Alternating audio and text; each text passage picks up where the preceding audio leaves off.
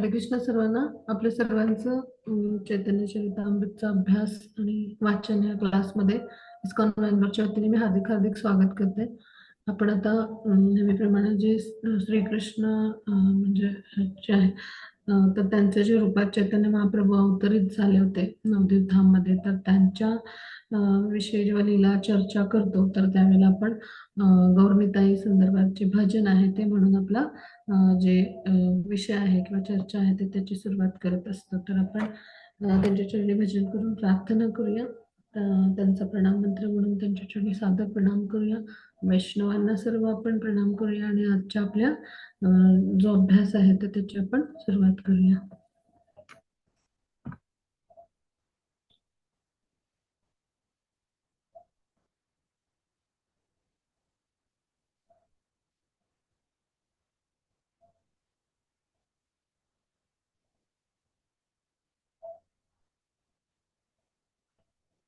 जय जय श्री चैतन्य जय नित्यानंद, जय जय श्री चैतन्य जय नित्यानंद, जय द्वैत चंद्र जय गौर भक्तवृंद, जय जय श्री चैतन्य जय नित्यानंद, जय द्वैत चंद्र जय गौर भक्तवृंद, जय जय श्री चैतन्य जय नित्यानंद, जय द्वैत चंद्र जय गौर भक्तवृंद, जय जय श्री चैतन्य जय नित्यानंद, जय द्वैत चंद्र जय गौर भक्तवृंद, जय जय श्री चैतन्य जय नित्यानंद, जय द्वैत चंद्र जय गौर भक्तवृंद, जय जय श्री चैतन्य जय नित्यानंद, जय द्वैत चंद्र जय गौर भक्तवृंद. हरे कृष्ण. आपण चैतन्य महाप्रभूंच्या चरणी प्रणाम जो आहे तर तो आपण सादर करूया. नमो महावदानाय कृष्ण प्रेम प्रदायते कृष्णाय कृष्ण चैतन्य नामने गौरतिशे नमः. आता आपण जे आपले प्रमुख संस्थापक आचार्य इस्कॉनचे जे आहेत श्रील प्रभुपाद, त्याचबरोबर माझे परमप्रिय गुरु महाराज आणि त्याचबरोबर जे समस्त वैष्णव वृंद आहेत आणि इथं उपस्थित असलेले आपले समस्त वैष्णव वृंद, माझे शिक्षा गुरु, तर ह्या सगळ्यांच्या चरणी आपण जे आहेत तर ते वैष्णव प्रणाम मंत्र म्हणून वैष्णवांसाठी अशा आपण जो आहे तर तो प्रणाम करूया. वाञ्छाकल्पतरुभ्यश्च कृपा सिन्धुभ्य एव च पतितानां पावनेभ्यो वैष्णवेभ्यो नमो नमः. श्री चैतन्य चरितामृत की जय, चैतन्य महाप्रभु की जय, श्री श्री राधा गोविंद की जय, कृष्णराज कविराज की जय, श्रील प्रभुपाद की जय, गुरु महाराज की जय. हरे कृष्ण. सर्वांचं पुन्हा एकदा मी या चैतन्य चरितामृतचा जो अभ्यास वर्ग आहे आपला, तर त्यासाठी हार्दिक हार्दिक स्वागत करते. आता आपण जो आहे तर आपण आपला अभ्यास पुढे नेणार आहोत. तर आपण लीला ज्या अभ्यासात होतो वेगवेगळ्या, तर तिथे आपण आता ज्या आहेत तर त्यांच्या बाल्यावस्थेतल्या लीला चैतन्य महाप्रभूंच्या अभ्यासाला सुरुवात केली होती काल. आणि त्यातल्या ज्या काही लीला आहेत तर त्यांचा आपण जो आहे तर तो अभ्यास करून आपण पुढच्या लीलांपर्यंत आता जाणार आहोत. तर थोडीशी सगळ्यांना उजळणीचा भाग म्हणून आतापर्यंत आपण कालपासून कोणत्या लीला अभ्यासल्या, कालपासून आपण त्यांच्या लीला अभ्यासाला सुरुवात केली. त्याच्या आधीचे आपण 2 दिवस काय केलं की त्यांच्या प्राकट्याची कारणं अभ्यासली, त्यांच्या प्राकट्याची बाह्यांगी कारणं काय होती, त्यांच्या प्राकट्याची अंतरंग कारणं काय होती तर ती अभ्यासली. मग त्याची स्क्रीनवर रिसेंट सर्चेस आहेत त्यांना, त्यामुळे स्क्रीन नीट दिसत नाही. हां, ठीक आहे. तर ती आपण सगळी आता अभ्यासली होती. आणि त्यानंतर मग आपण जे आहेत तर त्यांच्या लीला ज्या आहेत तर त्या अभ्यासाला सुरुवात केली होती. तर त्याआधी एक छोटासा भाग मी थोडासा अजून मला जेव्हा जेव्हा रेफरन्सेस मिळतात ते घेत असते. पण एकदम सगळंच कसं आपल्याला हे सखोल ज्ञान आहे चैतन्य महाप्रभूंच्या लीला आणि त्यांचं प्राकट्य आणि आविर्भाव, तर हे एकदम सगळं आत्मसात होईल असं नाही. म्हणून मी काय करत असते की जे चैतन्य भागवत, चैतन्य चैतन्य म्हणजे मंगल ग्रंथ आहे, किंवा चैतन्य चंद्र आहे, किंवा गौड गणदेश दीपिका, असे विविध आपण संदर्भ घेत असतो. तर इथले काही महत्वाचे संदर्भ रोज मी थोडेसे अजून देत राहीन रोज, की जे महत्वाचे बिंदू किंवा ज्याला आपण क्रक्स म्हणतो ना, तर तसं की ज्यामुळं आपल्याला चैतन्य महाप्रभूंच्या प्राकट्याविषयी खूप छान जे आहे तर त्या अजून संदर्भ मिळत जातील. तर वेगवेगळे जे म्हणजे नारायण जे संहिता आहे, किंवा कलिसंतरण उपनिषद आहे, तर अशा सगळ्यामध्ये भगवान जे आहेत तर ते म्हणजे जे आहे चैतन्य महाप्रभू कसे आले, किंवा विष्णू पुराण आहे, किंवा अशा अनेक पुराणांमध्ये म्हणजे भरपूर 52 पेक्षा जास्त संदर्भ आहेत, की भगवान जे आहेत तर तेच म्हणजे आहेत चैतन्य महाप्रभू म्हणजे, किंवा चैतन्य महाप्रभू हेच भगवान आहेत अशा अर्थाने. मग असेच संदर्भ आपण सर्व काही म्हणजे जे आहेत तर ते ऐकतो, पाहतो. पण सगळ्यात महत्वाचा संदर्भ असा म्हणजे महत्वाचा बिंदू जर लक्षात ठेवायचा, तर म्हणजे भगवान जे आहेत तर त्यांची सुवर्णासारखी गौरकांती आहे, आणि अत्यंत म्हणजे सुंदर असे ते दिसायला आहेत. तर विष्णू सहस्त्रनामामध्ये त्याचा फार छान म्हणजे उल्लेख येतो. हं. विष्णू सहस्त्रनाम म्हणजे ही नामार्थ सुधा ही टीका आहे, तर त्याच्यावर बलदेव विद्याभूषण यांची, तर त्याच्यामध्ये चैतन्य महाप्रभूंचा उल्लेख आहे, आणि आपण लक्षात ठेवूया सगळ्यांनी. तर सुवर्णवर्ण असा शब्द येतो, म्हणजे काय, सोनेरी अंगकांती, म्हणजे यदा पश्यते रुक्मवर्ण कर्तारमिशम पुरुषम ब्रह्मयोनिम. आणि रुक्मवर्ण कर्तारमिशम या शब्दातनं म्हणजे जसं रुक्म म्हणजे तप्त सोनं असतं तसं, सुवर्णसम अंगकांती. हा, आणि ब्रह्मयोनिम म्हणजे ते परब्रह्म, म्हणजे भगवानांना परमब्रह्म म्हटलं जातं, आणि पुरुषम म्हणजे परमपुरुष जे आहे ते भगवान श्रीकृष्ण. आणि मग दुसरा अर्थ भगवानांना उपमा दिली सुवर्णवर्ण हे मांगम, असा दुसरा शब्द येतो, म्हणजे दुसरा अर्थ म्हणजे चैतन्य भगवान यांचं जसं सोनं आहे तसं अंग आहे, आणि इतकं मनमोहक आकर्षक आहे. तर ह्या सगळ्यावरून आपल्याला लक्षात येईल की विष्णू सहस्त्रनामामध्ये कसा भगवान यांचा म्हणजे चैतन्य महाप्रभूंच्या रूपात ते येतील असा उल्लेख कसा केला गेलाय, तर सुवर्णवर्ण हेमांगम असा एक उल्लेख आहे. आणि पश्यते रुक्मवर्ण कर्तारमिशम पुरुषम ब्रह्मयोनिम असा जो आहे तर तो उल्लेख आहे. म्हणजे अशा अनेक म्हणजे शास्त्रामधली जी वेगवेगळी म्हणजे वाङ्मय आहेत, साहित्य आहेत, पुराण आहेत, तर तिथे उल्लेख आहे. पण हा महत्वाचा उल्लेख आपण सगळ्यांनी लक्षात ठेवूया. मग आता भगवान जे आहेत तर त्यांच्या लीला आपण अभ्यासताना सर्वात पहिल्यांदा त्यांची जी आहे ती अन्नप्राशन जी आहे, तर ती लीला आपण अभ्यासली. त्यानंतर नुपूर लीला त्यांची अभ्यासली. त्यानंतर अनंत शेषासोबत त्यांनी खेळण्याची लीला केली, ती अभ्यासली. मग चोरांच्या खांद्यावर भगवान बसून जे आहेत तर ते सगळीकडे नवदीप धामामध्ये फिरून आले, ती लीला अभ्यासली. म्हणजे जर पापी चोरांच्या खांद्यावर बसून ते जर परमपवित्र होत असतील, तर आपल्या जिभेवर हरिनाम प्रभूंच्या रूपात ते जेव्हा म्हणजे बसतात थोडक्यात, किंवा तिथे येऊन अंतरंग शक्तीच्या माध्यमातून ते नृत्य करत असतात, तर त्यावेळेला निश्चितच ते आपल्या हृदयाच्या द्वारापर्यंत पोहोचून, हृदयात पोहोचून ते निश्चितच काय करतील, की आपल्या हृदयाची शुद्धी करतील आणि हृदयामध्ये विराजमान होतील, हो की नाही. म्हणजे जर ते खांद्यावर बसून परमपवित्र चोर होत असतील, तर आपल्या हृदयात स्थानापन्न झाल्यावर तर निश्चितच आपण शुद्ध होऊ, परमपवित्र होऊ, आणि आपल्याला कृष्ण प्रेमाची प्राप्ती होईल, हो की नाही.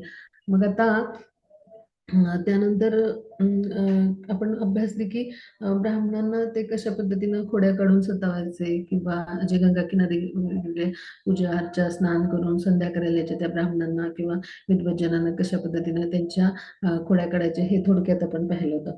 आणखी मग जो ब्राह्मण आहे तीर्थाटनाला आलेला, तर त्याच्यासोबत कशी लीला त्यांनी केली, म्हणजे त्याचा जो नैवेद्य अर्पण केलेला, तर त्यांनाच तो आव्हान करायचा ना विष्णूंना, त्यामुळे ते येऊन ग्रहण करायचे. तर ही लीला अभ्यासली, आणि मग त्याला रात्रीच्या समयी त्यांनी जे आहे तर ते दर्शन दिलं. आणि ते कसं होतं म्हणजे खरं त्या सुरुवातीला त्यांनी चतुर्भुज विष्णू रूप दाखवलं, आणि त्यानंतर मग त्यांनी अष्टभुजामध्ये स्वतःला जे आहे तर ते प्रस्तुत केलं. म्हणजे चतुर्भुज विष्णू रूप कसं होतं, तर शंख चक्र गदा पद्म असं सामान्य होतं. विष्णूंना त्यांना आवाहन केलं होतं. पण त्यानंतर प्रत्यक्ष रूप कसं आहे भगवान यांचं, आणि अवतार कार्य कसं आहे हे समजावून सांगताना, शिकवण देताना त्यांनी स्वतःला पूर्ण रूपामध्ये जे आहे त्याच्यासमोर जे आहे तर ते प्रस्तुत केलं होतं. म्हणजे त्यांचे अष्टभुजा किंवा अष्टहात असं जे रूप आहे ना, तर तशा पद्धतीनं अष्टभुजा रूप म्हणतो आपण, 8 हातांच्या माध्यमातलं रूप त्यांनी प्रस्तुत केलं होतं. म्हणजे चैतन्य भागवत मध्ये सखोल त्याचे जे आहेत संदर्भ मिळतात. म्हणजे काय की तिथे त्यांचे जे उरलेले 4 होत होते तर त्यातले एका हातात त्यांनी लोण्याचं भांड घेतलं होतं, दुसऱ्या हाताने लोणी खात होते आणि उरलेल्या 2 हातामध्ये अशी धरून बासरी वाजवत होते. हा, आणि अशा पद्धतीचं त्यांचं हे सुंदर रूप होतं आणि ह्या सगळ्या दिव्य लीला ज्या आहेत त्या भगवानाने प्रस्तुत केल्या. मग आता पुढे जाऊन आपण पाहिलं होतं की त्या ज्या तरुण युवती आहेत तर त्यांना भगवान जे आहेत तर ते बाल्यावस्थेत असताना कशा पद्धतीने सतवायचे, म्हणजे त्यांना जाऊन जे आहे तर त्या नदीकिनारी म्हणजे एप्रिल मे महिन्याच्या साधारण सुमारास ते व्रत करतात तरुण युवती. शिव भगवान जे आहेत तर त्यांचं जे आहे तर ते उपासना करतात. मग त्यांच्यासाठी म्हणजे वेगवेगळे पदार्थ घेऊन येतात, म्हणजे तांदूळ आहेत, फळ आहेत, अशा पद्धतीने तर त्यांना ते अर्पण करण्यासाठी घेऊन येत असत. मग त्यावेळेला कशा पद्धतीने ते त्यांच्याशी व्यवहार करायचे हे सगळं आपण अभ्यासलं. मग आता आपण ह्याच्या पुढे जाऊन पुढच्या लीला त्यांच्या अभ्यासणार आहोत, काही बाल्यकाळातील, आणि मग पौगंडावस्थेतील लीला त्यांच्या अभ्यासणार आहोत. मग त्या आता आपण अभ्यासाला एका पाठोपाठ एक आता सुरुवात करणार आहोत. मग आता आपण समजून घेऊया की जोपर्यंत आपण जे 4 दोष आहेत म्हणजे मनुष्यामध्ये, तर मनुष्य काय करत असतो तर भ्रमामध्ये असतो की मी म्हणजे शरीर आहे. मग दुसरं काय असतो दोष त्याच्यामध्ये, तर तो काय करत असतो, सतत चुका करतो, त्रुटी करतो, तर ह्याला प्रमाद असं म्हणायचं. म्हणजे भ्रम असतो मी म्हणजे शरीर आहे आणि त्यामुळे भोग करण्याची वृत्ती जी आहे ते तीच असते. त्याला माहिती असते की जर आपला जन्म झाला तर मृत्यू होणार, पण तरी पण आपण भोगच करत राहतो. मग ह्याला म्हणायचं प्रमाद. मग तिसरा दोष काय असतो की कारण पाठव त्याला म्हणतात. म्हणजे काय की आपली इंद्रिय आहेत ना तिथे अपूर्ण आहेत, सूक्ष्म स्तरावरच आपल्याला ज्ञान होत नाही. म्हणजे काय की जो टेलिस्कोप आहे तर त्याच्या म्हणजे मदतीने आपण सूक्ष्म म्हणजे स्तरावरचं ज्ञान घेऊ शकत नाही, हो की नाही.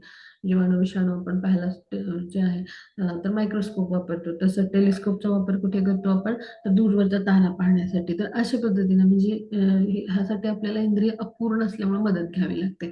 मग आता ह्याला म्हणायचं कारण पाठव, म्हणजे इंद्रियांची अपूर्णता, त्यामुळे जी जशी परिस्थिती आहे ती आपण पाहू शकत नाही आणि त्यामुळं आपण आणखी चुका करतो.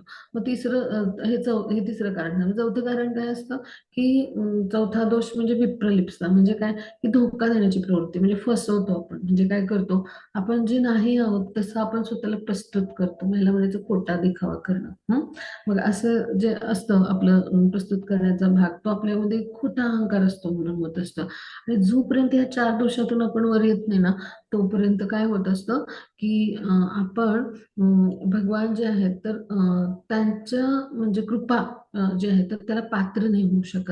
आणि म्हणून आपण भक्तिमय प्रेममय सेवेद्वारे साधनेचे प्रयत्न करून, गुरूंच्या आज्ञांचं पालन करून, वेगवेगळ्या सेवा करून, अशा पद्धतीने किंवा प्रसाद ग्रहण करून, असे वेगवेगळे जे आपल्याला गुरु मार्गदर्शन करतात तर ह्या सगळ्या गोष्टींचं जे आहे ते अनुसरण करायचं आणि त्यानुसार काय करायचं, तर ह्या 4 मुख्य दोषातून मुक्त होण्याचा प्रयत्न आपण जे आहेत ते केले पाहिजे.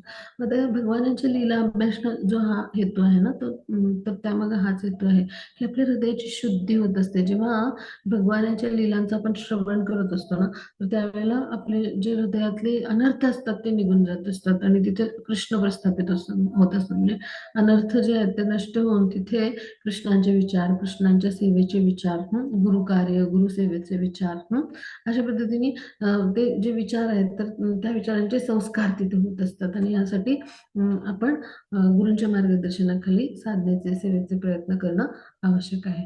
आता पुढे आपण जाऊन भगवान जे आहेत तर त्यांच्या ज्या लीला आहेत तर त्या अभ्यासाला आता सुरुवात करतो आहोत. तर आता भगवान यांच्या ज्या बाल्यलीला आहेत त्यामध्ये अजूनही काही ज्या लीला आहेत तर त्या शिल्लक आहेत तर त्या आपण आता अभ्यासणार आहोत. मग आता सर्वात प्रथम काय जी होती लीला जी आहे आता बाल्यावस्थेतली ती आपण पाहिली होती की अन्नप्राशनपासून सुरुवात झाली.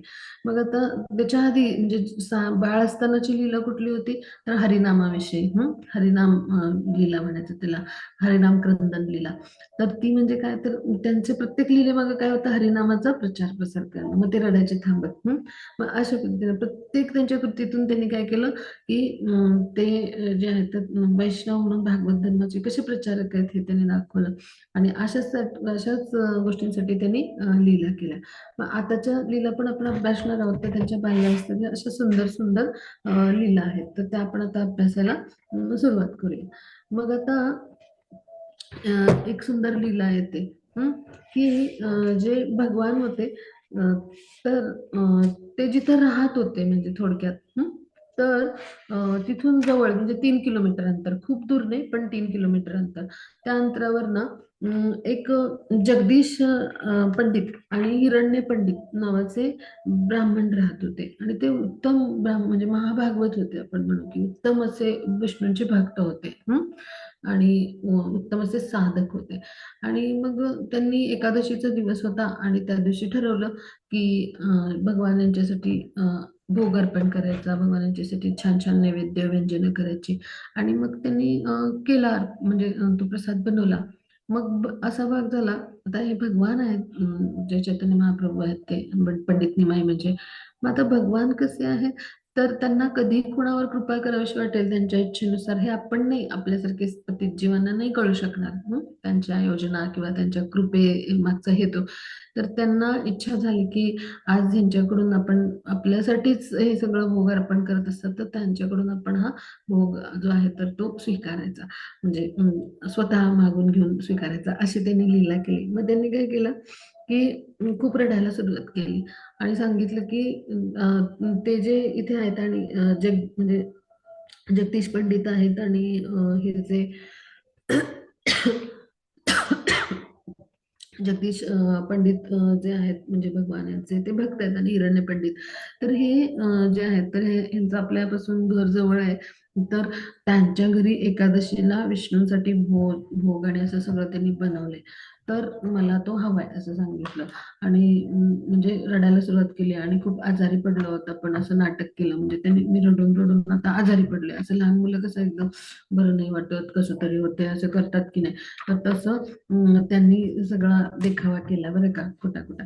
आणि मग तो सगळा देखावा केल्यावर तर घरातल्या लोकांनी काय सांगितलं, जगन्नाथ मिश्रा जे त्यांचे वडील आहेत, की आता तू थोडंसं शांत हो, म्हणजे बाळांना कसं शांत करतो ना आपण जर रडत असतील तर लहान मुलं.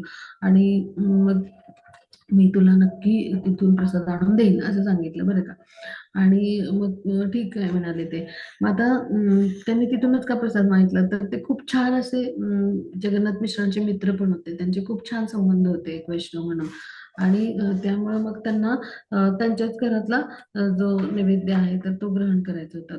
तर म्हणून त्यांनी हट्ट केला. मग आता त्यांनी असं जेव्हा हट्ट केला त्यावेळेला मग जगन्नाथ मिश्रा गेले आणि त्यांनी सांगितलं की असं असा मुलाने जो आहे तर तो हट्ट केलाय आणि त्याला प्रसाद हवाय. मग आता ज्यावेळेला त्यांची इच्छा जी आहे तर ती जेव्हा सांगितली जगन्नाथ जे मिश्रा आहेत त्यांनी, तर त्यावेळेला त्यांना फार आश्चर्य वाटलं या दोन्ही पंडित जे आहेत ब्राह्मणांना, की हे कोणतरी दैवी बालक आहे आणि ही दैवी योजना आहे आणि म्हणजे अशा माध्यमातून भगवानाची कृपाच आहे आपल्यावर, असं विचार करून त्यांनी काय केला की त्यांना जे आहे तर तो नैवेद्य भोग जो काय आहे तर तो त्यांनी दिला. आणि मग ते जेव्हा घेऊन आले जगन्नाथ मिश्रा, तेव्हा त्यांचं रडणं थांबलं.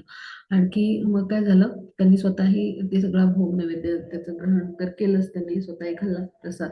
आणि त्याचबरोबर त्यांनी आपल्या बालमित्रांना पण, सवंगड्यांना तो वाटून टाकला.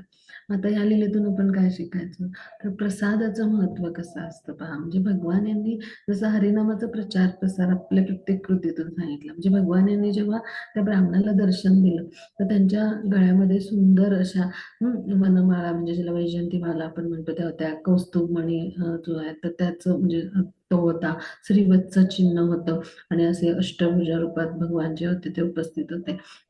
मग आता असे जे भगवान आहेत, तर त्यांच्या म्हणजे शरीराचं प्रत्येक आभूषण जे आहे, तर ते हरे कृष्ण महामंत्र म्हणजे तर आहे, तर त्याचा जप करत असतं. म्हणजे कसं, की ज्या वनमाला आहेत, तर त्या वैजयंतीमाला त्यांना काय म्हणायचं, तर सुंदर सुंदर फुलांच्या माळा, त्या सुंदर सुवास असलेल्या आणि ताज्या फुलांच्या आणून विविध रंगीबेरंगी ते जी माळा वनातल्या फुलांची बनवली जाते, त्याला म्हणायचं वैजयंतीमाला. तर किंवा वनमाला म्हणतो आपण त्याला.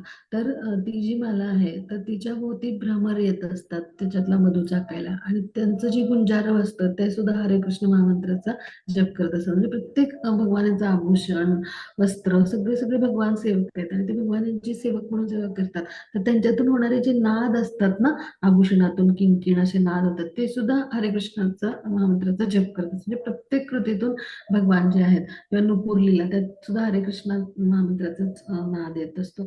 तर अशा पद्धतीनं त्यांनी प्रत्येक आपल्या कृतीतून जसं महामंत्र जो युगधर्म आहे, तर त्याचा प्रचार प्रसार केला. अगदी रडण्यापासून नुपूरलीला अशा अनेक लीला.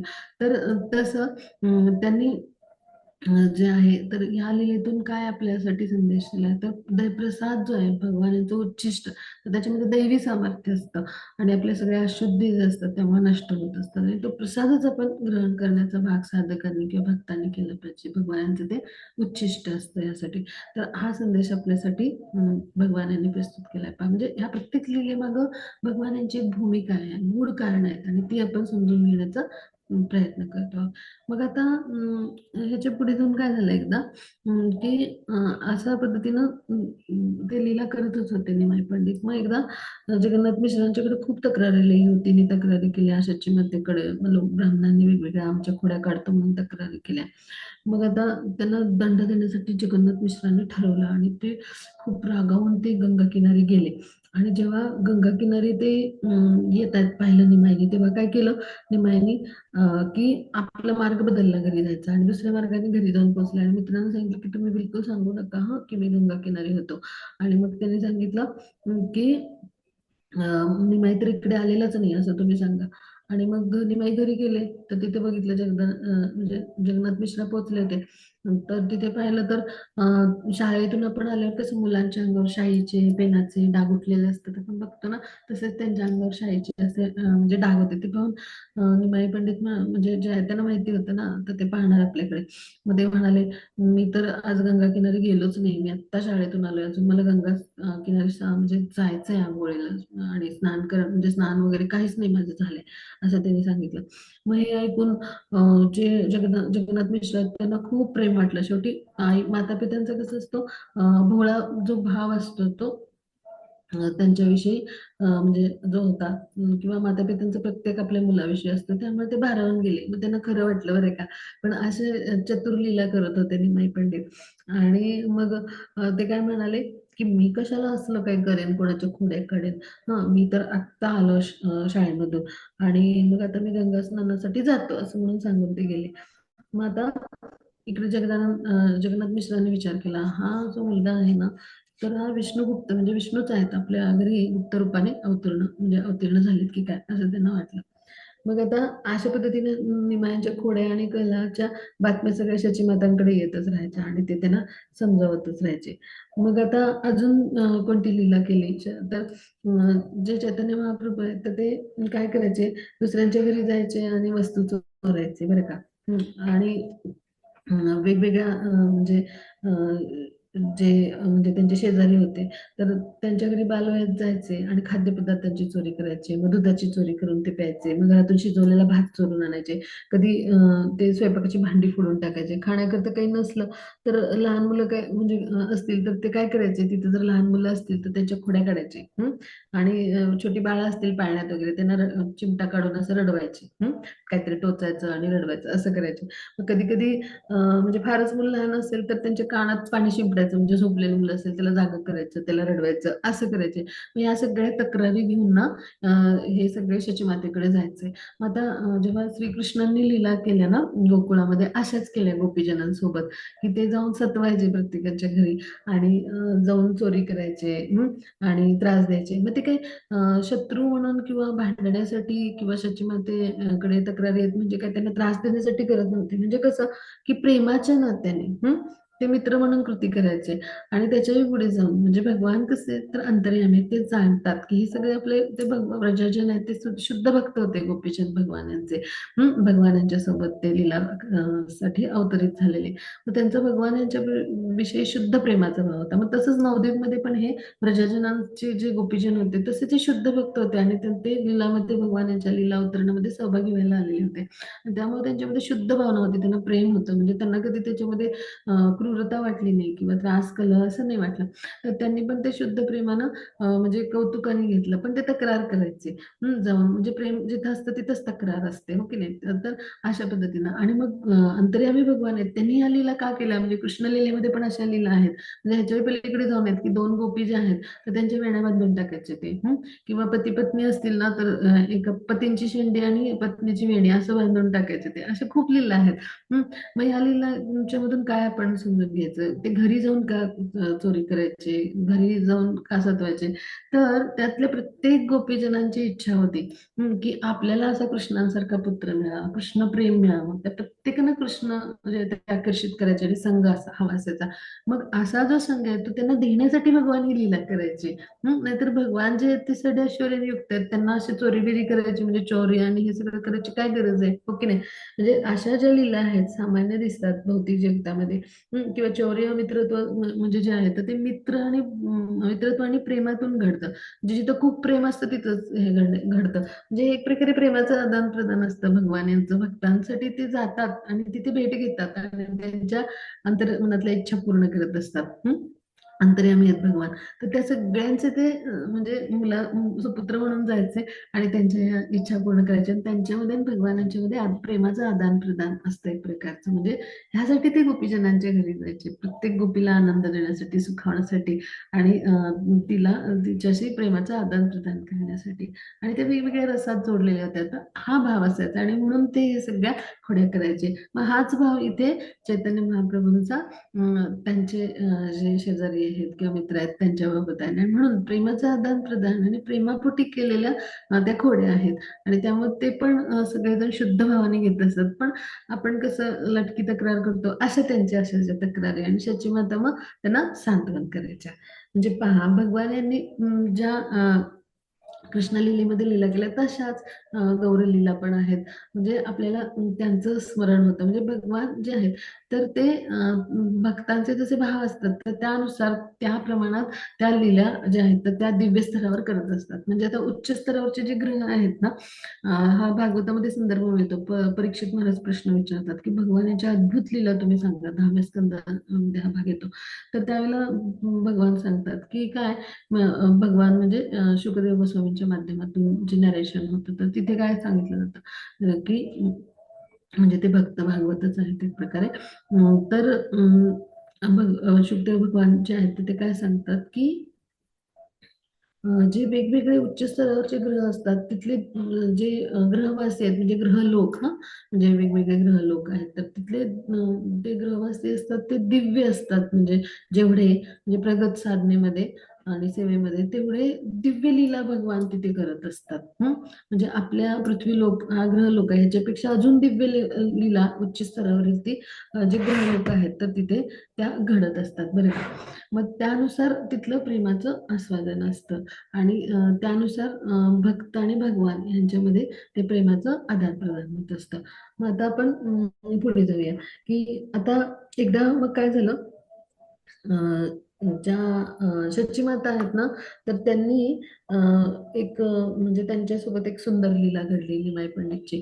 तर निमाई जो आहे तर त्यांनी काय केलं, आपल्या छोट्या-छोट्या हातांनी आईला असं फटकावलं. म्हणजे असं लहान मुलं मारत असतात पहा आपल्या आईला, आपण पण पाहतो ना, हट्ट करतात, असं जरा आईला येऊन मारल्यासारखं करतात. मग ते प्रेमाने करत असतात ना, तसं त्यांनी केलं आपल्या कोमल हातांनी. मग शची मातांनी पण त्यांच्याशी ना म्हणजे ते जसे खोड्या करायचे तशाची मग त्यांनी पण म्हणजे त्यांची गंमत केली. मग त्यांनी काय केलं, आपण मूर्छित पडलोय म्हणजे आपण बेशुद्ध पडलोय असं सोंग केलं बरं का. मग हे पाहून निमाईला रडू यायला लागलं. म्हणजे भगवान पण तेवढेच निरागस आहेत. आणि त्या निरागस स्तरावर जाऊन ते लीला करतात. मग भगवान जे आहेत तर ते त्यांनी काय केलं की तिथे म्हणजे जे आहेत तर ते रडायला सुरुवात केली. म्हणजे जशी दामोदर लीला घडली, की भगवान जे आहेत श्रीकृष्ण, की ज्यांच्यामुळे भयही कापतं. पण यशोदा माईच्या हातातली छडी बघून ते त्यांना भीतीने एकदम रडायला आलं आणि त्यांच्या म्हणजे डोळ्यातलं काजळ आहे ते पण गालावर उघडलं. म्हणजे किती सुंदर लीला आहे ती. अगदी असेच ते घाबरले बरं का. आणि त्यांनी रडायला सुरुवात केली. आणि मग शेजारच्या स्त्रिया म्हणाल्या, "जरा कुठून तरी येऊन बाळा नारळ घेऊन ये." म्हणजे दृष्ट उतरून टाकतात ना नारळाने. तर असं अशा पद्धतीने त्यांनी सांगितलं त्या हेतूने. म्हटल्यावरती त्याने विचारलं, "माझी आई चांगली होईल ना?" "हो, हो, तुझी आई चांगली होईल," म्हणून सांगितलं. आणि मग त्यांनी काय केलं, ते घरामध्ये गेले स्वयंपाकघरात. आता ते भगवान स्वयं आहेत, तिथे काही नारळ नव्हते.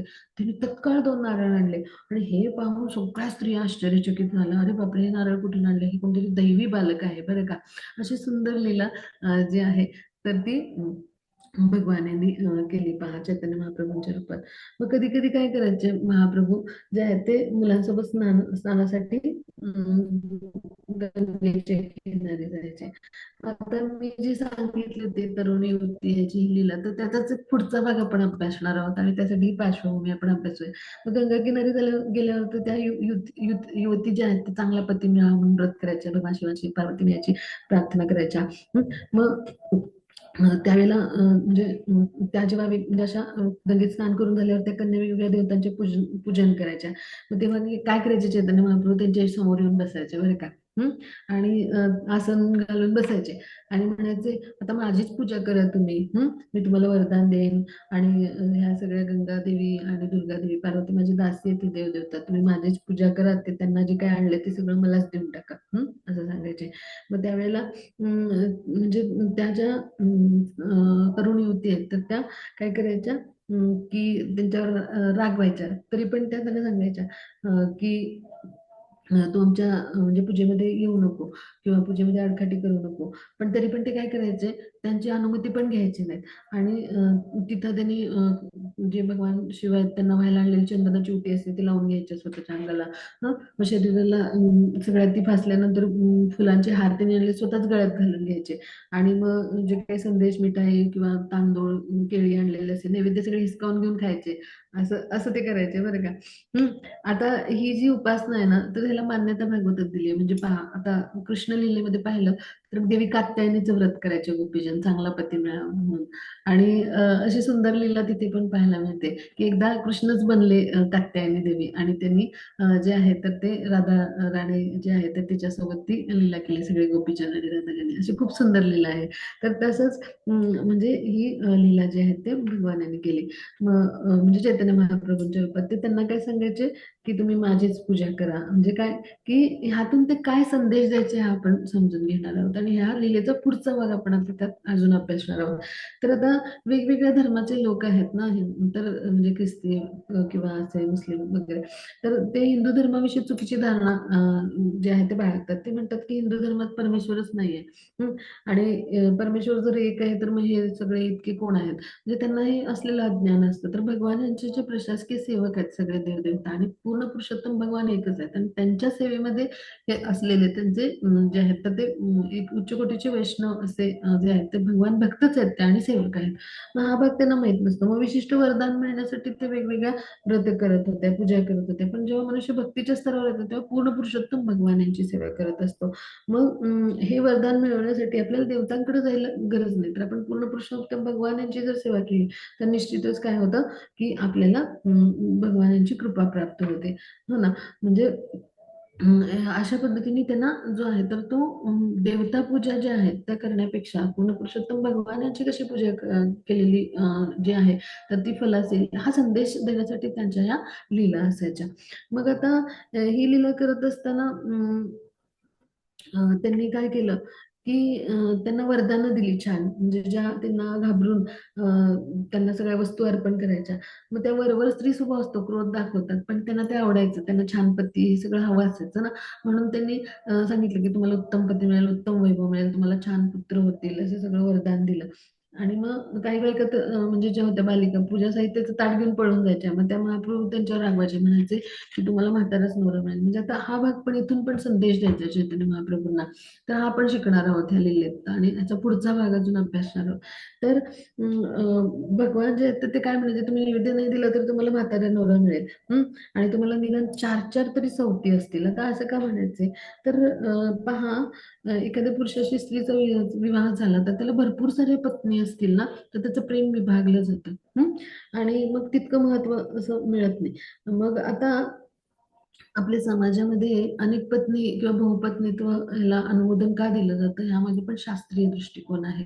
तर स्त्रियांची संख्या नेहमी जी आहे, तर ती प्रत्येक सामाजिक व्यवस्थेमध्ये जास्त होत आली आणि त्यामुळं मग प्रत्येक स्त्रीला एक पुरुष विवाहासाठी उपलब्ध असणं म्हणजे जे आहे, तर ते शक्य होणार नाहीये. आणि यासाठी समाजामध्ये जर अनेक स्त्रिया असतील, तर म्हणजे स्त्रीचा तर विवाह झालाच पाहिजे प्रत्येक, कारण प्रत्येक स्त्रीचा जर विवाह झाला नाही, तर मग वर्णसंकरांना चालना मिळेल. आणि जर वर्णसंकर झाला, तर त्यामुळे कधी विश्वामध्ये सुख, समाधान, शांती नाही येणार. असा समाज जो आहे तो कधी शांत नाही असणार. तिथं सगळं म्हणजे जे आहे ते कोलाहल माजेल. आणि नैतिक शिस्त तिथली बिघडून जाईल. आणि सगळं वातावरण ढवळून जाईल, अराजक माजेल. आणि यासाठी प्रत्येक स्त्रीचा विवाह झाला पाहिजे. स्त्री या शब्दाचा अर्थ विस्तार. तर स्त्रीचं कार्य स्त्री धर्म, स्त्रीला वर्णाश्रम व्यवस्थेमध्ये जो आहे तर तो वर्णाश्रम धर्माचं पालन नाही, तर तिनं स्त्री धर्माचं पालन करायचं. वर्णाश्रम धर्म हा प्रभूजींसाठी आहे. तर मग ह्यासाठी स्त्री धर्म म्हणजे काय, तर विवाह करणे आणि विस्तार करणे कुटुंबाचा. तर या पद्धतीचं जे आहे तर स्त्रीचं कार्य असतं. मग त्यासाठी जर मुलींचे विवाह नाही झाले तर वर्णसंकर होतील. वर्णसंकराला समाजात सूट मिळेल. मग असा समाज काही समृद्ध नाही राहू शकणार. आणि म्हणून आपण कृष्ण भावनामृत संघामध्ये 4 नियामक तत्वामध्ये अवैध शरीर संबंध जे आहेत ते त्यांना मान्यता आपण देत नाही. पहा, त्याचं कारणच हे आहे. प्रत्येक मुलीसाठी आपण पती शोधले पाहिजेत आणि ही व्यावहारिक अडचण आहे. आणि म्हणून मग बहुपत्नी जे आहे तर त्या माध्यमातून काय होईल की ही अपेक्षा पूर्ण होते. आणि म्हणून पती एकापेक्षा अधिक पत्नींचं भरणपोषण अर्थात करण्यासाठी समर्थ असेल, तशी सामाजिक स्थिती, आर्थिक स्थिती असेल तर ठीक आहे. आणि हे कारण होतं की त्या काळामध्ये बहुपत्नीत्व होतं. आणि म्हणून त्यांनी अशा पद्धतीचं जे आहे तर त्यांच्यासोबत लीला करताना जे आहे तर त्या प्रत्येकाला ते जे आहे तर ते क्रोधित होऊन शाप द्यायचे. पण या सगळ्या ज्या आहेत ज्या युवती आहेत तर त्या निमाईचं म्हणजे कोणी क्रूर व्यक्ती म्हणून नाही म्हणजे निमाईकडे पाहायचे. तर ते निमाईला एक छान म्हणजे दैवी बालक असं म्हणून पाहायचे आणि त्याच्या मर्जीनुसार प्रत्येक गोष्ट करायचे. मग सगळेजण घाबरून प्रभूंसमोर नैवेद्य आणून ठेवायचे आणि नैवेद्य ते भक्षण करायचे आणि मग प्रसन्न व्हायचे प्रभू. मग आता हे सगळं माहिती होतं निमाईबद्दल सगळ्यांना, पण सगळ्यांना त्यामध्ये प्रेम वाटायचं आणि सगळ्यांना आनंद व्हायचा. दुःख नाही व्हायचं कधी. मग भगवान जिथे असतात ना, तर तिथे काय असतं, नेहमी आनंद रसच असतो. म्हणजे जो प्रेमरस असतो, तर ते आल्हादिनी शक्तीचं, माधुर्य रसाचं प्राकटीकरण तो प्रेमरस म्हणजे. आणि त्यामुळे आल्हादिनी शक्ती म्हणजे आनंद देणारी, प्लेजर पद्धतीचं तिथं कायम आनंद असतो, उपस्थित असतो. आणि तो कसा असतो, तर तो आध्यात्मिक स्तरावरचा म्हणजे तो ट्रान्सजेंडरल आपण म्हणतो ना जॉय, तर तो असतो. ब्लिस म्हणतो आपण इंग्लिशमध्ये, तर तसा असतो. आणि मग आता पुढे लीला काय घडली, तर ह्या मुलीमध्येच एक वल्लभाचार्य म्हणून आचार्य म्हणजे ब्राह्मण होते. त्यांची मुलगी होती लक्ष्मी नावाची. तर ती गंगा स्नान करायला अशीच या मुलींसोबत आली आणि पूजा करायला आली. आता ही जी लक्ष्मी ही कोण आहे, तर गौण म्हणजे गौर गणोद्देश दीपिका जी आहे, तर त्यामध्ये सगळ्या आचार्यांची चरित्र आहेत संशोधन करून मांडलेली. गौडीय वैष्णवांनी ती मांडलेली आहेत. तर तिथे त्याचा उल्लेख येतो. ही जी लक्ष्मी जी आहे ती भगवानांच्या पूर्वीच्या अवतारातल्या लीलेमध्ये म्हणजे त्रेतायुगातल्या अवतारामध्ये भगवान श्रीरामचंद्रांच्या अवतारात जेव्हा आले भगवान जे, तर त्या लीलेमध्ये त्यांची भार्या जी आहे माता जानकी किंवा सीतामैया आहे. आणि द्वारकेमध्ये हीच कोण आहे, श्रीकृष्णाच्या लीलामध्ये त्यांची पट्टराणी रुक्मिणी आहे. आणि म्हणून तीच कोण आहे, सौभाग्याची देवी लक्ष्मी, माता लक्ष्मी जी आपण पाहतो तर ती आहे. आणि मग आता त्या रूपाने ती चैतन्य महाप्रभूंची आता तिला म्हणजे ती पत्नी होणार आहे भविष्यात आणि ती प्रकट झाली, तिचं प्राकट्य इथे आहे ह्या लीलेमध्ये. आता लक्ष्मी देवी आहे ना, तिला पाहून म्हणजे ती जी आहे ती देवी आहे, जरी युवती असली तरी माता लक्ष्मी आहे. तर तिला चैतन्य महाप्रभू जे आहेत ते निमाई पंडित म्हणजे जे आहेत तर ते बाल्यावस्थित आहेत, पण तिला आणि तीही छोटीशीच आहेत, पण तिला जे आहे तर ते तिच्या मनामध्ये प्रेम निर्माण झालं त्यांना पाहून. आपण म्हणतो ना, प्रीती भाव उमलला. आणि मग भगवान जरी बाल्यावस्थेत स्वतःला प्रकट करत असले तरी स्वयं ते भगवान आहेत. तर त्यांच्या पण मनामध्ये तो भाव जो आहे तर तो म्हणजे निर्माण झाला, म्हणजे आकर्षित झाले ते परस्पराकडे. प्रीतीचा उदय होणं म्हणतो आपण, पण ती कशी आध्यात्मिक स्तरावरची प्रीती आहे. आणि मग आता चैतन्य महाप्रभू आणि लक्ष्मीदेवी, म्हणजे भगवान आणि लक्ष्मीदेवी स्वयं म्हणजे जे आहेत ते शाश्वत पती पत्नी आहेत. त्यामुळे ते परस्परांना पाहतात तेव्हा ते एकमेकांकडे आकर्षितच होतात त्या दिव्य स्तरावर. आणि त्यामुळे त्यांच्या भावना साहजिकच आहे, भेट झाल्यामुळं प्रकट झाले.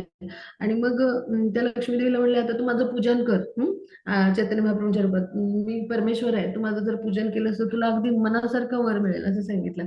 आणि मग लक्ष्मी मातांनी त्यांची पूजा केली आणि त्यांच्या शरीराला चंदन लावलं, चरणावरती फुलं अर्पण केली आणि छान मल्लिका पुष्प म्हणून बंगालमध्ये जे आहे तर त्याचा त्यांनी हार घातला त्यांना आणि नमस्कार केला. आणि मग पूजा झाल्यानंतर चैतन्य महाप्रभूंनी स्मितहास्य केलं लक्ष्मी मातेकडे बघून, म्हणजे ती जी लक्ष्मी आहे आणि तिचा जो भाव आहे तो त्यांनी स्वीकारला. म्हणजे भाव करावी जनार्दन, म्हणजे भगवान जे आहेत ते असे आहेत, तुमचा भाव जे आहे तो ते जो आहे तो ओळखतात आणि त्यानुसार तुमच्यावर कृपा करतात. मग आपली सेवा म्हणजे कमी स्तराची झाली, कमी दर्जाची झाली तरी सुद्धा भगवान कसे ते आपला भाव ग्रहण करत असतात. आणि त्यानुसार त्यांनी मग जो आहे तर तिच्याकडे बघून स्मित केलं. मग ह्याच्यात आपल्याला आठवण करून देईल मी की 10व्या स्कंदाचा जो अं, अं, जो 22व्या अध्यायात 25वा श्लोक आहे, तर त्या कात्यायनी देवीची गोपीजन जे आहे ते उत्तम पती मिळावा आणि त्यातही कृष्ण पती मिळावेत म्हणून उपासना करतात, अशी कथा आहे ते. तर मग इथे आपण समजून घेऊया की कृष्ण जे आहे तर त्यांची ही जी लीला आहे तेव्हा वस्त्रहरण लीला त्यांनी केली, चिरहरण म्हणतो आपण. तर त्या स्नानासाठी गोपीजन यमुनेवर गेले तर तेव्हा त्यांनी काय केलं, त्यांची यमुनेच्या काठावर वस्त्र होती ती लपवली. तर आता त्यांची इच्छा होती ना कृष्णपती मिळावेत. मग त्यांनी काय केलं की ही लीला का केली, ही संधी साधून त्यांची वस्त्र चोरली आणि ते वृक्षाच्या शेंड्यावर जाऊन बसले. हम्म तर गोपिकांचं पती होण्याची जर इच्छा आहे त्यांना, तर कोणताही पती आपल्या पत्नींना विवस्त्रावस्थेत पाहू शकतो. आणि ह्या नात्याने त्यांनी काय केलं की कुठली पत्नी पती समोरच अशी होऊ शकते. आणि म्हणून त्यांनी काय केलं की त्यांची इच्छा पूर्ण करण्यासाठी वस्त्रहरणाची लीला केली. आता ही वस्त्रहरणाची लीला करून त्यांची प्रार्थना स्वीकारली आणि त्यांना वस्त्र परत दिली. पण आता ही लीला का कृष्णाने केली, ह्यालाही कारण आहे की जेव्हा ब्रह्मविमोहन लीला झाली आणि ब्रह्माने सगळे गोपीजन बालक आहेत त्यांना लपवून ठेवलं होतं गुहेमध्ये 1 वर्षाच्या काळाकरता, ब्रह्मलोकात. मग त्यावेळेला कृष्णाने स्वतःला विस्तारित केलं होतं या सगळ्या गोपांच्या रूपामध्ये आणि ते सगळ्या गोपी मातांच्या घरी जायचे. ही सुद्धा लीलाच होती, म्हणजे सगळ्यांना प्रेमाचा आदान, म्हणजे प्रेमाचं आदान प्रदान सगळ्यांशी करण्यासाठी. मग त्या वर्षभराच्या काळामध्ये ह्या सगळ्या गोपी मुलींचे विवाह झाले होते, त्या गोपांशी लावून देण्यात आले होते पहा. आणि मग एक प्रकारे सगळे गोप म्हणजे कृष्णच आहेत, म्हणजे कृष्ण खऱ्या अर्थाने पण त्यांचे पती म्हणून होतेच. आणि त्याचबरोबर आपल्या सगळ्यांचे म्हणजे जे आहेत पती म्हणजे कोण आहेत, कृष्ण आहेत, जे आहेत ते. आणि म्हणजे आध्यात्मिक स्तरावर. आणि हा सगळा भाग जो आहे तर भगवान जे आहे ते जाणतात आणि त्यामुळं त्यांनी ही लीला केली. म्हणजे पहा, स्त्री सुलभ जी लज्जा असते ना, तर त्यामुळे आपण आपली भावना नाही प्रकट करू शकत. तसंच झालं होतं त्या व्रजवासी गोपीजनांचं. त्यांच्या मनात इच्छा होती की श्रीकृष्ण आपले पती व्हावेत आणि म्हणून त्यांनाही म्हणजे त्यांचे चिरहरण किंवा वस्त्रांचं हरण करून त्यांनी काय केलं की मी तुमचा मनोदय जाणलाय आणि म्हणून तुमची वस्त्र जी आहेत ती मी चोरलेली आहेत आणि त्यामुळं तुम्हाला मी माझ्या पत्न्या म्हणून स्वीकारलंय, अशा पद्धतीने त्यांनी त्यांच्यावर कृपा केली. पण काय होतं, भौतिक जगतामध्ये ह्याला गालबोट लावलं जातं या लीलेला. वस्त्रहरणाच्या हेतूला दोषारोष रोप केले जातात. तर आपण ह्याच्याकडे ही दिव्य लीला म्हणून पाहूया. भगवान कशी कृपा करतात वेगवेगळ्या माध्यमातून भक्तावर, ते आपण अनुभवायचं. मग अगदी अशीच कृपा त्यांनी लक्ष्मी मातेवरती केली होती आणि त्यावेळेला परस्पर भावना प्रकट त्यांच्या ज्या आहेत तर त्या झाल्या होत्या. मग आता इथे आपण समजून घेऊया हा भाव की चैतन्य महाप्रभू जे आहेत तर त्यांच्याविषयी जे आहेत तर ते वेगवेगळ्या अशा जरी तक्रारी आल्या तर त्यामागं जसं प्रजाजनांचं प्रेम होतं कृष्णांच्या विषयी, तसंच प्रेम त्यांना निमाईविषयी असायचं. मग आता एक दिवस काय झालं, शचीमातांनी खूप त्या रागवल्या आणि त्यांनी चैतन्य महाप्रभूंना सगळे खडे बोल सुनावले, की मग तिथून ते चैतन्य महाप्रभू पळूनच गेले आईला घाबरून. अशी सुंदर लीला त्यांनी केली. आणि मग आता विश्वाचं सगळं भरण पोषण करणारे असे ते विश्वंभर आहेत. आणि मग त्यांनी काय केलं, की आईने काय केलेलं त्यांच्या शचीमातेने, की उच्छिष्ट जे असतं भगवान यांचं, किंवा त्यांचा जो नैवेद्य असतो, किंवा तो बनवतात, जो दररोज बनवतात पश्चिम बंगालमध्ये, किंवा स्वयंपाक बनवतात, तर त्याची भांडी जी असतात ती मातीची असत. आणि ज्यात बनवलंय म्हणजे नैवेद्य आणि सगळा स्वयंपाक, ती भांडी एका खड्ड्यात नेऊन ते टाकायची रोजच्या रोज, म्हणजे अशी प्रथा आहे. मातीच्या भांड्यात तो बनवतात. आणि आजही जगन्नाथपुरीमध्ये ही प्रथा जी आहे ती प्रचलित आहे. मग आता अन्न नवीन, म्हणजे दररोज प्रतिदिन नवीन मातीच्या भांड्यामध्ये बनवलं जातं. मग स्वयंपाकघरात जी भांडी होती ती बाहेर टाकून देण्यासाठी त्या मोठासा खड्डा खणलेला असतो. आणि तिथे त्यांची जी माता आहे तिने जाऊन ती टाकली. मग महाप्रभूंनी काय केलं, त्या भांड्यावरती जाऊन बसले ते, आणि ते आरामात बसले होते. आणि त्यातून त्यांना आपल्या शचीमातेला काही उपदेश द्यायचा होता. मग ते टाकून दिलेल्या पात्रांवरती आपला मुलगा बसला म्हटल्यावरती त्या ओरडल्या, हे काय करतोयस असं, म्हणजे अशा अशुद्ध पात्रांना तू कशाला स्पर्श करतोयस, म्हणजे तू आता अपवित्र झाला, आता तू गंगेवर जा, स्नान कर आणि ये, असं त्यांनी सांगितलं. आता कोणती आई असंच म्हणेल, हो की नाही? मग आता आपल्या मातेला आता त्यांना परमज्ञानाचा उपदेश करायचा होता. मग त्यांनी काय केलं, की मातेला सांगितलं त्यांनी. मग ह्याच्या विषयीची चर्चा आहे ना, ते भक्ती विनोद ठाकूरांच्या अमृत प्रवाहामध्ये येते. मग मातेनं आग्रह केला म्हणून त्यांनी स्नान केलं. म्हणजे त्यांनी जे काही मातेची आज्ञा आहे त्याचं पालन केलं. पण त्यांनी काय सांगितलं, की हे शुद्ध आहे, हे अशुद्ध आहे, हा भावच मुळात भौतिक आहे, किंवा लौकिक भाव म्हणायचं त्याला, भौतिक किंवा लौकिक. मग आता वास्तविकतेचा तिला काही आधारच नाही आहे भावाला. भांड्यातून ज्या तू भगवान विष्णूंसाठी अन्न शिजवले आहेस, त्यांना ते अर्पण केलं, मग ती भांडी अस्पृश्य झाली कशी?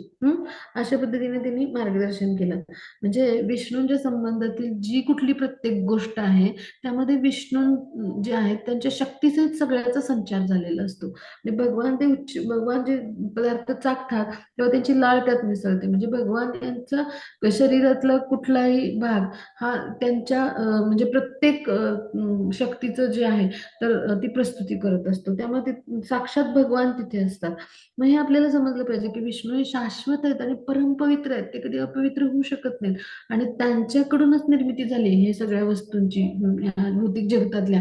ही मृदा म्हणजे काय आहे, तर हे भूदेवीचं रूप आहे, म्हणजे पृथ्वी माता. मग माता लक्ष्मी जी आहे, तर किंवा माता लक्ष्मीचं म्हणजे जी आहे, तर ती जी आहे, तर ती भगवान यांची चिरसंगिनी आहे अनेक काळची. आणि भगवान यांची शक्ती म्हणजे माता लक्ष्मीचं प्राकट्य, म्हणजे राधाराणींपासून आहे. म्हणजेच काय, ते राधाराणी म्हणजे भगवान स्वयंच आहेत. म्हणजे काय, की हे सगळं सगळं जे आहे तर ते शुद्ध आहे. हे जिथे भगवान यांचं प्राकट्य आहे, तर आणि जिथे भगवान उपस्थित आहे, यात अशुद्ध शुद्ध असा भेदभावच कशाला मानायचा, असं ते जेव्हा म्हणाले तेव्हा माता आश्चर्यचकित झाल्या. असं म्हणजे अशी सुंदर लीला त्यांनी केली पहा. मग आता अजून पुढे जाऊन आपण समजून घेऊया, की शची माता काय करायच्या, आपल्या पुत्राला जवळ घेऊन झोपायच्या आपल्या शैवात. तर त्यावेळेला ते काय पाहायच्या, आता भगवान स्वयं अवतरलेत ना, मग हे वेगवेगळे स्वर्गलोक, असे उच्च लोक जे आहेत तिथले देवदेवता सगळे यायचे, उच्च लोकातले पुण्यात्मे जे आहेत तर ते. आणि ते काय करायचे, तर भगवानांचे स्तुती स्तवन करायचे. मग स्तुतीसाठी काय केलं जातं, तर स्वस्ती स्तवन, म्हणजे असे मंगल श्लोक जे आहेत ते गायले जातात, भगवानांची स्तुती करणारे, त्यांना आनंद देणारे. भगवान कसे आहेत, भगवान त्यांना कसं म्हटले, माधव स्तवप्रिय. भगवानांना स्तुती स्तव खूप आवडतात. आणि म्हणून असे जे शुद्ध भक्त आहेत भगवान यांचे रचलेल्या ज्या स्तुती स्तव आहेत, त्या जर आपण गायल्या, आपण म्हणल्या, तर भगवान जे आहेत तर त्यांची कृपा होते आपल्यावर, आपली सगळी पाप नष्ट होतात आणि आपल्याला उच्च लोकात स्थान मिळतं, म्हणजे जो गोलोक आहे तिथे स्थान मिळतं, असं रूप गोस्वामींनी जे आहे तर ते लिहून ठेवले बा. मग अशा पद्धतीच्या रचना म्हणून आपण प्रार्थना स्तुती स्तव गात असतो भगवानला. म्हणजे इतकं भगवान यांना प्रिय आहे, की जगन्नाथ जे आहेत जगन्नाथपुरी मधले, तर ते जेव्हा जयदेव गोस्वामी मंगलगीत गात असतात, गायचे, तेव्हा मंदिर सोडून निघून पळून जायचे त्यांच्या जे गायन आहे ते ऐकण्यासाठी. म्हणजे इतके भगवान जे आहेत ते भक्तांचा भाव आहे आणि त्याचं प्रेम आहे ते जाणणारे असतात, आणि त्यांना ती लालसा असते. म्हणजेच काय, की अशी स्तोत्र ती भगवानांना आवडतात, मग त्या ऐकायच्या. की स्वर्गनिवासी देवता असे सगळे घरामध्ये जमलेत त्यांच्या भोवती, घर भरून गेले असं त्यांना दिसायचं. मग कधी कधी मी जसं सांगितलं आधी की लीलेमध्ये की ते जेव्हा चालायचे तेव्हा नुपुरांचा आवाज यायचा. तर त्याचबरोबर त्यांना काय दिसायचं की दिव्य धामातून असे आकाशातून लोक खाली येत आहेत आणि त्यांच्या अंगणात सगळं अंगण भरून गेलंय. सगळ्या उपस्थितीने म्हणजे घरामध्ये सगळीकडे हे उपस्थित आहेत, दाटीवाटीने सगळे उभे आहेत असं दिसायचं. आणि ते कोलाहल गोंधळ काहीतरी करतात असे आवाज यायचे, पण ते काय गातायत ते त्यांना समजायचं नाही. ते कोणाची तरी स्तुती केल्यासारखं असं आनंदाने फुलं उधळून काहीतरी गातायत असं त्यांना दिसायचं.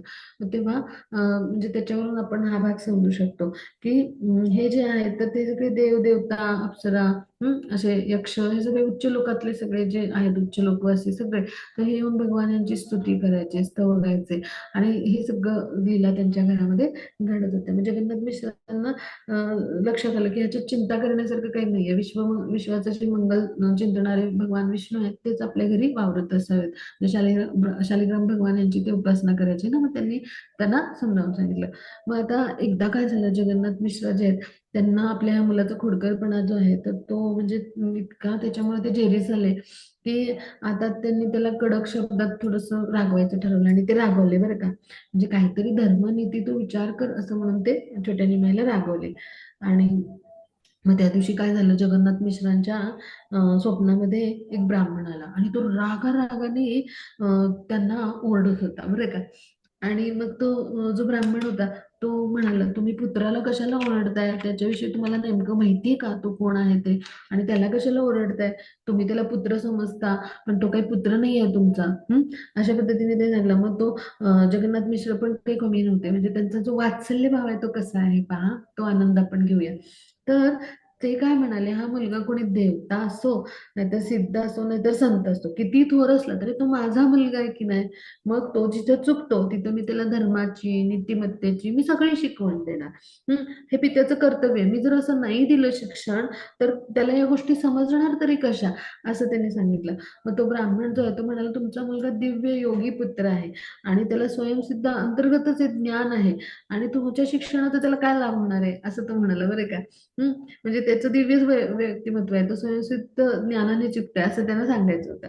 म्हणजे जगन्नाथ मिश्र काय म्हणाले की माझा पुत्र साधारण मानव नसेल आणि जरी तो नारायण असेल साक्षात तरी त्याला शिकवण देणं हे पित्याचं कर्तव्य आहे असं त्यांनी सांगितलं बरं का.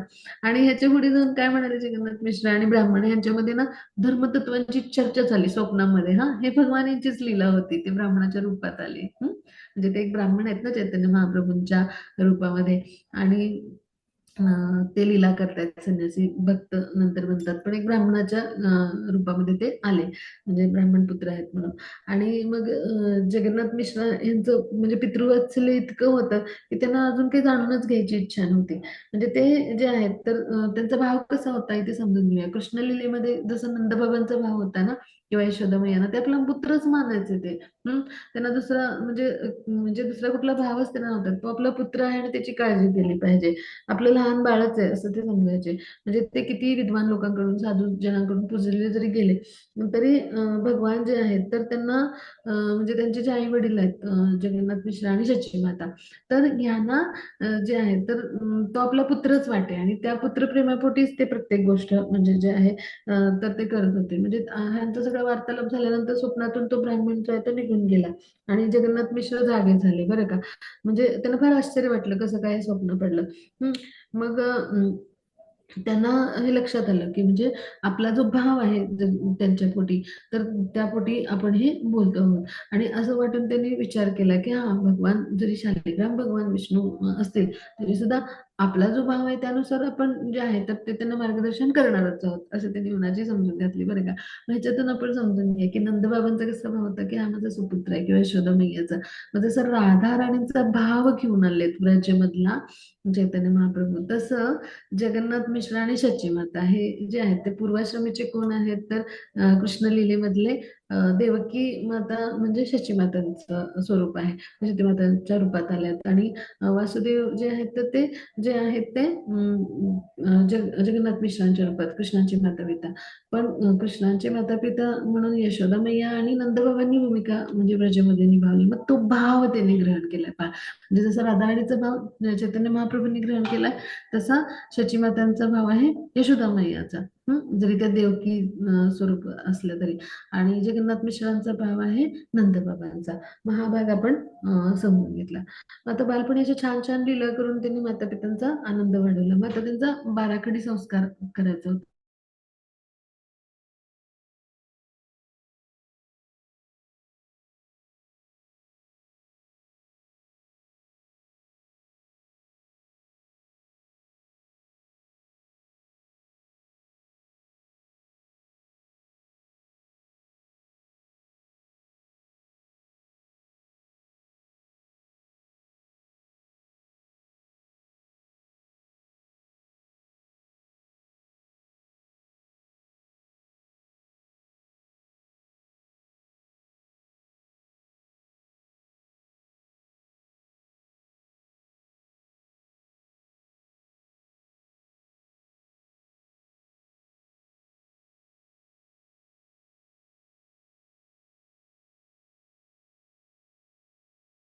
हरे कृष्ण.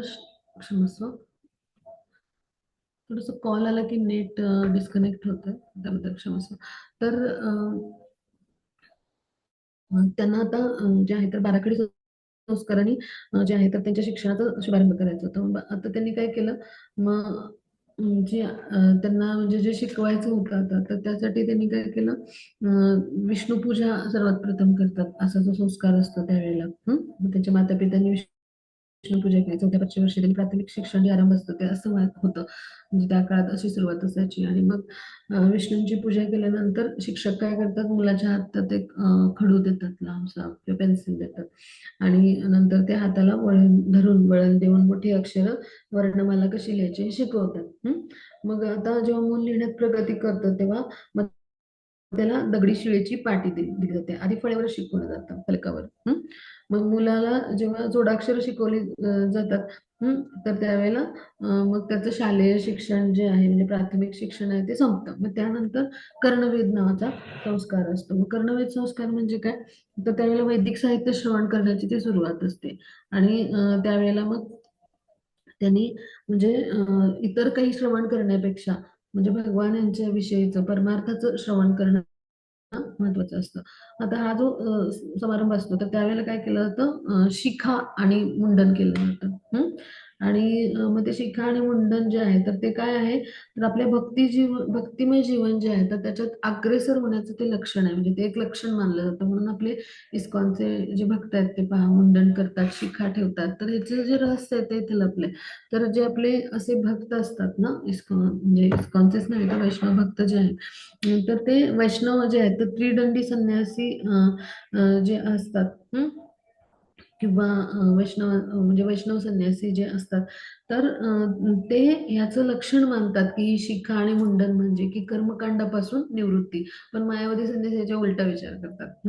ते स्वतःलाच देव मानतात आणि स्वतःलाच नारायण म्हणून प्रस्तुत करतात. आणि त्यामुळं अशा कुठल्या गोष्टीला ते कर्मकांड म्हणतात, पण खरं तर हे चुकीचं आहे. म्हणजे खरं शिखा राखणं आणि मुंडन करणं हे अशा सगळ्या कर्मकांडापासून निवृत्ती आणि भक्तिमय जीवनामध्ये अग्रेसर होण्याचं लक्षण मानलं जातं आपल्या वैष्णव परंपरेमध्ये. आणि तेच शास्त्रांची त्यालाच म्हणजे मान्यता आहे. शास्त्रानुसार पण म्हणजे जे आहे वर्णन येतात तर त्यानुसार सुद्धा हेच भक्तिमय सेवेमध्ये अग्रेसर राहण्याचं लक्षण मानलं जातं. मग आता असा संस्कार जो आहे तो त्यांचा झाला. आता पुढे काय झालं, तर मग जेव्हा एक छानशी लीला आहे, जेव्हा अक्षर बारा म्हणजे जी आहेत ती बाराखडी गिरवायचा संस्कार त्यांच्यावर झाला होता ना, तर त्यावेळेला ते काय करायचे, राम कृष्ण मुरारी मुकुंद अशी नावं लिहायची बरं का. आणि अशा पद्धतीनं ते उच्चारण करायचे सगळ्या अक्षरांचं किंवा शब्दांचं असं.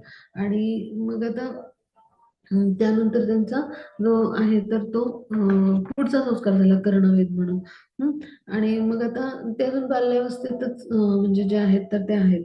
आणि त्यावेळेला त्यांच्या बाललीला ज्या आहेत त्या सुरू आहेत. तर त्यावेळेला ते काय लीला करायच्या, तर वेगवेगळ्या वस्तू की ज्या मिळू शकत नाहीत ते मागायचे आणि रडायचे भगवान. कसं, तर हे कसं समजून घ्यायचं? तर आकाशामधला चंद्र पाहून ते म्हणायचे की मला तो हवाय, आणि तो नाही मिळत आहे म्हणून रडायचे. मग आकाशात होणारा पक्षी पाहून म्हणायचे मला तो हवाय ना, आणि मग तो नाही दिला की ते रडायला सुरुवात करायचे, लोळून घ्यायचे जमिनीवर, असं सुरू असायचं. हम्म. मग आता हे सगळं कशासाठी होतं? तर त्यांची ती लीला होती. कारण टाळ्या वाजवून हरिनाम संकीर्तन केलं, हरिनाम म्हटलं की ते रडायचे, शांत व्हायचे. मग ती क्रंदन लीला यासाठी करायची, आणि अशा ज्या मिळणार नाहीत त्या वस्तू ते मुद्दामून मागायचे, की ज्यामुळे त्यांना रडायला संधी मिळायची, आणि रडलं की हरिनाम घ्यायचे सगळेजण, आणि हरिनामाचा प्रचार प्रसार अशा पद्धतीने युगधर्म आहे. तर त्याचं शिकवण देण्यासाठी ते अशा अद्भुत लीला करायचे. जसं भगवान श्रीरामांनी केल्या पहा लीला. तर त्यांनी काय केलं, आपल्या जी माता कौशल्य आहे, तर तिला चंद्र मागितला. म्हणजे काय, की असे हट्ट, बालहट्ट भगवान जे आहेत तर ते का करायचे, म्हणजे त्या लीलेचं स्मरण. आणि त्याचबरोबर पहा, इथे त्यांनी काय लीला केली तशी, तर त्याद्वारे त्यांनी जेव्हा क्रंदन केलं आणि अगदी म्हणजे लोटांगण घेऊन क्रंदन केलं, तर त्यावेळेला त्यांना जे शांत करण्यासाठी हरे कृष्ण महामंत्राचं सगळेजण टाळ्या पेटून जप करायचे, आणि मग त्याच्यावरचा हा उपाय केला की निमाई शांत व्हायचा हरिनाम उच्चारण ऐकून. म्हणजे अशा पद्धतीने त्यांनी हरिनामाचा प्रचार प्रसार केला. म्हणजे प्रत्येक लीलेतून हरिनामाचा प्रचार प्रसार त्यांनी लहानपणी, जेव्हा त्यांना अन्नप्राशन विधी होतं त्यावेळेला त्यांच्या समोर सोन्याची नाणी, सोन्याचे अलंकार, त्यानंतर धन धान्य ठेवलं, आणि भागवत ग्रंथ ठेवला. तर त्यांनी भागवत ग्रंथ निवडला. म्हणजे काय, की तिथे सुद्धा त्यांनी भागवत ग्रंथ निवडला. याचा अर्थ त्यांनी धर्म किंवा म्हणजे धार्मिक जे आहेत वेगवेगळे संस्कार, तर म्हणजे जे चार वर्ण आहेत त्यानुसार, तर तिकडे न जाता, भोग स्तरावर न जाता त्यांनी काय केलं, आध्यात्मिक स्तरावरचा जो ग्रंथ आहे भागवताची निवड केली. म्हणजे भागवताच्या माध्यमातून प्रचार प्रसार ह्या दृष्टीने, हा अशा अर्थाने त्यांनी त्याची निवड केली, किंवा भागवत धर्माचा प्रचार या दृष्टीने. म्हणजे ही ही एक लीला आपण पाहिली, किंवा हरिनामाचा प्रचार प्रसारासाठी अनेक प्रसंग आहेत, किंवा प्रसाद मागण्याची लीला. म्हणजे काय, की त्यांना जी काही शिकवण द्यायची होती त्या संदर्भात त्यांच्याकडून लीला घडत होत्या. मग आता पुढं काय घडलं हे आपण अभ्यास करणार आहोत. इथे बाललीला ज्या आहेत तर त्या सगळ्या समाप्त होतात, आणि इथून पुढे पौगंडावस्थेतल्या लीला सुरू होतात. पण 5:30 वाजलेत, तर आपण शचीसूत अष्टक म्हणूया, आणि उद्या आपण पौगंडावस्थेतल्या लीला भरपूर आहेत, त्या सुद्धा आणि विस्तृत आहेत. आणि मग त्या लीलेमध्ये केशव काश्मीरीची लीला, आणि आपण जी ह्या वेगवेगळ्या लीला पाहतो, तर ह्या स्लाइड मधल्या ऍक्च्युली आज आपल्या म्हणजे ह्या विस्तृत असल्यामुळं पूर्ण नाही झालं, तर आपण ते उद्या घेऊ. तर पौगंड अवस्थेतल्या लीला, आणि त्यानंतर त्यांच्या ज्या आहेत तर त्या किशोरावस्थेतल्या लीला आहेत. मग पौगंड अवस्थेतल्या ज्या लीलामध्ये आहेत ते केशर काश्मीरीची खूप सुंदर लीला आहे, उद्या आपण अभ्यासणार आहोत. तर अशा अनेक आहेत लीला, तर ती एक महत्वाची लीला आपण अभ्यासणार. मग किशोर वयातल्या पण लीला आहेत त्यांच्या भरपूर, त्या अभ्यासून झाल्यावर आपण त्यांच्या गृहस्थाश्रमातल्या लीला आपण अभ्यासणार आहोत, आणि त्यानंतर संन्यस्त जीवनातल्या लीला. तर असा आपण अभ्यास करणार आहोत. तर आपण उद्याच्या आता त्या उरलेल्या लीला अभ्यासूया. शची शुतष्टकम कोणाला गायची इच्छा आहे त्यांनी गाऊया. हरे कृष्ण. Recording stop. माताजी मी बोलू का? हरे हा, कृष्णा. एक मिनिट हा माताजी. हा बोला. बोला बोला तीर्थ माताजी, तुम्ही बोला, मी उद्या बोलेल, काय हरकत नाही. हा, हरे कृष्ण. ओके माताजी. हा माताजी, तुमच्याकडे असेल तर तुम्ही गायला सुरुवात केली तरी चालेल. माताजी पीपीटी स्टॉप केली तरी चालेल, है ना. हरे कृष्ण. हा माताजी. माताजी क्या करू, काय करू? पीपीटी पीपीटी रेकॉर्डिंग स्टॉप केलं तरी चालेल. तीर्थ माताजी तुम्ही गाणार आहात का? हरकत नाही गायला.